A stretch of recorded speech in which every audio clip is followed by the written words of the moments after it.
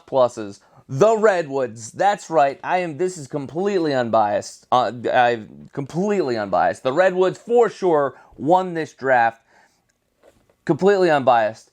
And why I say that is they only had 3 picks. The number 1 pick they had, their first round pick they had, was Arden Cohen. Great defender. What most say was the best defender in the draft, specifically a really good on-ball defender. They need that. They need that. They got 2 other great defenders. There's rumors of Matt Landis coming back, which is going to be fantastic. They've got another great defender on their roster. But you know what? When you get the best on-ball defender, you can lock someone down. I will be so happy to never see Matt Rambo get topside and score another goal in OT or late in the game again. So those Whoop Snakes beat the Redwoods. I can't stand watching that anymore. Arden Cohen, you're our answer. The Redwoods didn't get an option to pick then in the second round due to a trade, so they are now in the third round. And are you kidding me? Montgomery has slipped to them in the third round. What a great pick by Coach St. Laurent. He was probably so excited to see this happen. His smirk's not as big as Coach Towers' smirk, but Coach St. Laurent with an awesome pick of Montgomery. He's just the best athlete in this draft. He's an absolute stud. There could have been rumors and concerns about him potentially chasing down the football path. Let's hope he stays with the Woods. But here is the best player, best athlete in the draft coming out. You can't go wrong picking him up in the third round. A lot of people said he was a top 10 talent, and he went in the third round. Let's go. Pick number 19. Roll Woods. And lastly, we're going to finish this off with a Mitch Bartolo in the fourth round, a 6'6", almost 240-pound dude, another giant. You got Miles Jones, you got Sergio Perkovic, and Mitch Bartolo coming out of the box. I'm sorry, D-mids on the other team. You better start praying. It's going to hurt out there. They're going to hurt people. Redwoods with a fantastic 3 selections. They hit a home run with each one of them. This is going to be a fun season to watch. So there you go. There's the draft grades from the PLL draft that just happened a few nights ago. So what's next? Next is going to be training camp. So they're all reporting to training camp towards the end of May-ish time frame. They'll be heading up to Albany, which is where training camp is. There is a scrimmage at the end of the month. I believe it's May 30th. There's going to be a scrimmage for the training camp teams. They're allowed to have rosters of 30 guys on the team, but then they got to cut it down. They got to cut it down after training camp, and the season begins. I think it's June 4th. June 4th is when the season begins and we get to watch the PLL games again. The sport of summer is back. I can't wait to watch it. Hopefully you enjoyed this video. If you did, please like it, subscribe. We'll have more PLL content coming out and more lacrosse content in general because we love the game around here. And you know what? What we say around here is, don't forget the little things. Cut it.